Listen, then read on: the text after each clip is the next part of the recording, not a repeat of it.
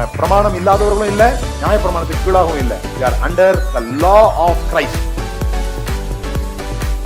ஒரு கடவுள் அன்பானவராகவும் கோபமானவராகவும் என்ன பண்ண முடியாது, இருக்க முடியாது.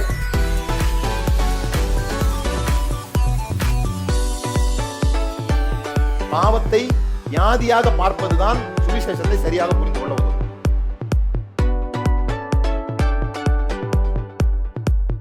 இந்த சிந்திக்க தூண்டுறதுனாலதான் பரிசேயர்களுக்கு அவர் மேல அவ்வளவு கோபம் வந்துச்சு.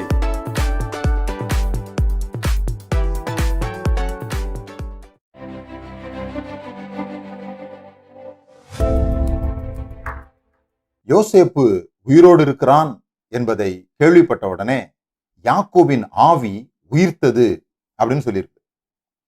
அப்ப இதுவரைக்கும் யாக்கோபினுடைய ஆவி எப்படி இருந்ததுன்னு சொன்னா மனம் மடிவாக இருந்தது.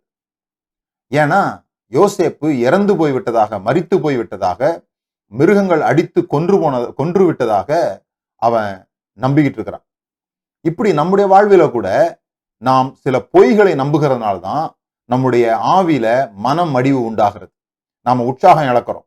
நம்மளால முடியாது, உன்னால முடியாது, உனக்கு தெரியாது, நீ இதுக்கு போதுமானவன் இல்லை, நீ இன்னும் இதுக்கு பயிற்சி போதுமானதாக இல்லை. இப்படி பல பொய்களை நாம் நம்பும் பொழுது நாம் ஆவியிலே சோர்ந்து போகிறோம்.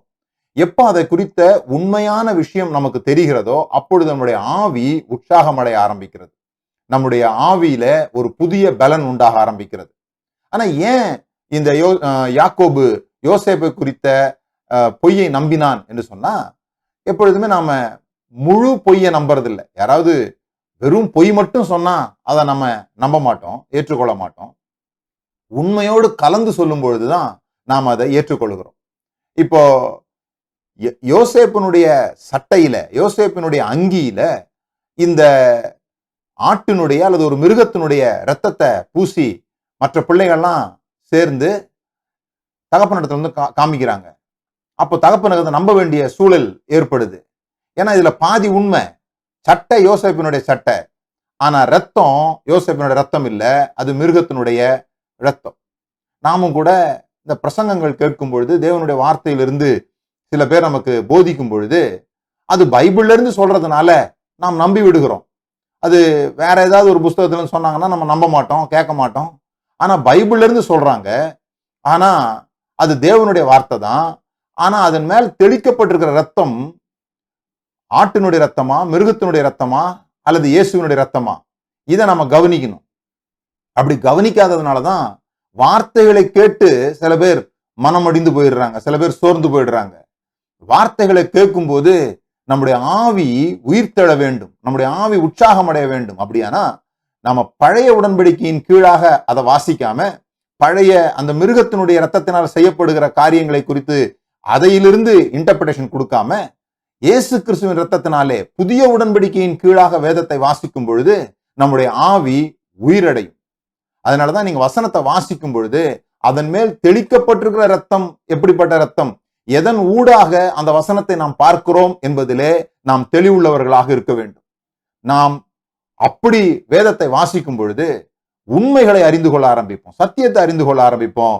உங்களுடைய யோசேப்பு, நம்முடைய இயேசு உயிரோடு இருக்கிறார். அவர் சிங்காசனத்தில் வீற்றிருக்கிறார்.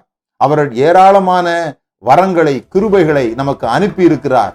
இதெல்லாம் பார்த்தபோதுதான் யாக்கோபின் ஆவி உயிரடைந்தது, நம்முடைய ஆவியும் உயிரடை.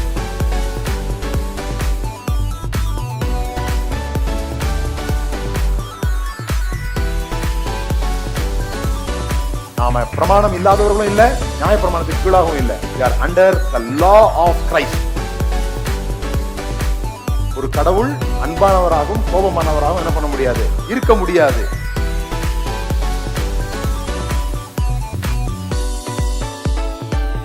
பாவத்தை வியாதியாக பார்ப்பதுதான் சுவிசேஷத்தை சரியாக புரிந்து கொள்ள உதவும்.